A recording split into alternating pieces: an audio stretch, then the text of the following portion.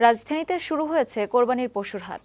এরই মধ্যে ছোট, বড় ও মাঝারি আকারের পশুতে ভরে গেছে ঢাকা উত্তর ও দক্ষিণ সিটির হাটগুলো।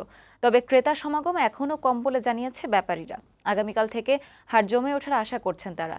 ইজারাদাররা জানিয়েছে এবারে হাটে কোনো সংকট নেই, তবে দাম চড়া হয় কিনতে গিয়ে হিমশিম খেতে হচ্ছে বলে জানালেন ক্রেতারা। বিস্তারিত জানাচ্ছেন ফাহিম মোনায়েম। আর কয়েকদিন পরই পবিত্র ঈদুল আজহা। এই ঈদে প্রধান আনুষ্ঠানিকতা হলো পশু কোরবানি। রাজধানীর অস্থায়ী হাটগুলো এর মধ্যে কোরবানির পশুতে ভরে গেছে। দেশের বিভিন্ন জেলা থেকে হাটে আনা হয়েছে বড় ছোট নানা আকারের গরু। পাশাপাশি রয়েছে ছাগল, মহিষ, ভেড়া, দুম্বা ও উট। হাটে আনা বিচিত্র নামের ও আকারের গরু দেখতে ভিড় করছে ক্রেতারা।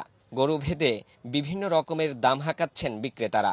ভালোবেসে নাম রাখছি আর কি, রাজা বাদশা 15 লাখ করে চাইছিলাম আর কি। মানে যদি পার্টি আসে দরদামে কথাবার্তা বলে কম বেশি করে দিব আর কি। ব্যাপারীরা আশা করছেন আগামীকাল শুক্রবার থেকে পুরোদমে জমে উঠবে কোরবানির পশুর হাট।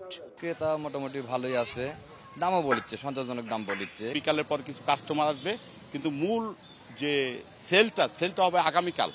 হাটে ক্রেতা যারা আসছেন তারা দরদাম ও যাচাই বাছাই করছেন। দাম বেশি থাকায় স্বাদ ও সাধ্য মেলাতে হিমশিম খেতে হচ্ছে বলে জানালেন ক্রেতারা। আরো 2-1 দিন ঘুরবো, তারপরে ইনশাল্লাহ কিনবো। এখন মোটামুটি তারা দাম চাচ্ছে একটু বেশি, তো সেই অনুযায়ী আমাদের সাধ্যের মধ্যে আসতেছে না। দেখা যাক আগামীকালকে থেকে কি আসে আর কি। এবছর সরবরাহ বেশি থাকায় কোরবানির পশুর কোনো সংকট হবে না বলে আশা করছেন হাট কর্তৃপক্ষ। আমাদের হাটে প্রচুর গরু আসতেছে এবং এখন আসার পর্যায়ে আছে। ঢাকার 2 সিটিতে 15টি অস্থায়ী গরু ছাগলের হাটের পাশাপাশি স্থায়ী হাট রয়েছে 2টি। এর মধ্যে গাবতলীর স্থায়ী হাটে রয়েছে মহিষের নজর কাড়া সংগ্রহ।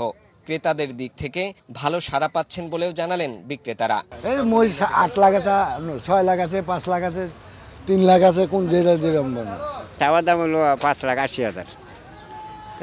4.5 লাখ পর্যন্ত আমার উঠছে আর কি।